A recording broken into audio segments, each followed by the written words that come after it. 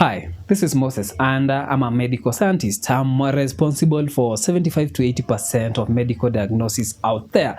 Today, we are talking about those people who cannot get HIV viruses. We have them in the society. There are not so many, but we have them. And I'm going to explain to you scientifically why they cannot get that. So even if you inject them with something containing HIV particles, even if you put that in a syringe, you inject them into their blood system, they're not going to get that infection. The reason is very simple. But first, I'm going to explain to you how HIV particle gets into your body.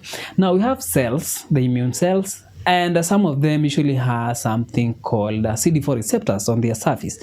The HIV will have something we call GP120. That's a receptor on the HIV particle itself.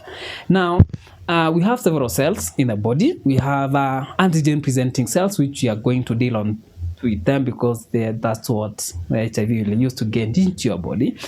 We have monocytes, we have macrophages, we have the dendritic cells. So macrophage, they actually have CD4 receptors on them, and we have dendritic cells and macrophages with CD4 receptors. So we are going to narrow down to macrophages because we have patrolling macrophages. We are going to find them in the mucosa region, but just patrolling.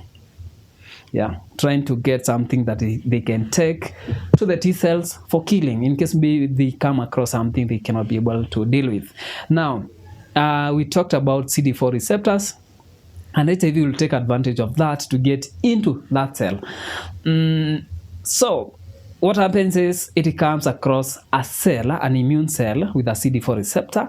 We have GP120 on the surface of the HIV particle. It's going to bond. They are going to bond, so you're going to have a bond between the CD4 receptor and the GP120 protein on the surface of the whatever particle of the HIV particle.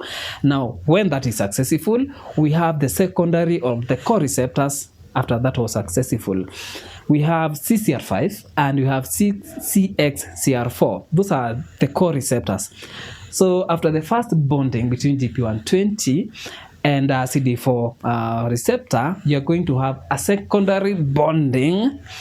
And after bonding with CXCR4 or CCR5, then a protein is going to be exposed called GP41. Now, this one will facilitate the fusion of the membrane. So the fusion now will help now the virus into penetrating into the plasma of the cell. So that's how that thing is going to get there. So after getting in there, what will happen now? HIV particles, they are parasitic, so they are going to take over the mechanisms of manufacture in that cell. So what will happen is it's going to start now replicating or making copies of itself from now the mechanism of that cell. Now, that's why we'll have that going on and on and on and on until we have so many particles. And now, when they want to move out of that cell, they kill that cell. And then the rupture of that cell will facilitate them getting out of that cell. And then after going out, then they're going to infect other cells. And that's the reason why the CD4 receptor, the cells with the CD4 receptors usually decline in your system.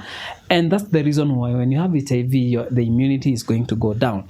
Now, that's a story for another day. Now we are talking about those people who cannot get HIV.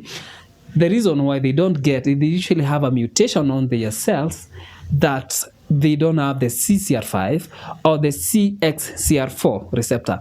So in case they don't have any of that, so yeah, they have CD4 receptor, but when HIV comes and bond with that, but there's no a core receptor, then there will be no exposure of the fusion protein. Now, if it will be not that, then the particle is not going to get into the cell, and that will facilitate nothing. So that cell is not going to get into that plasma of that cell, so that person will never get HIV at any point in their life.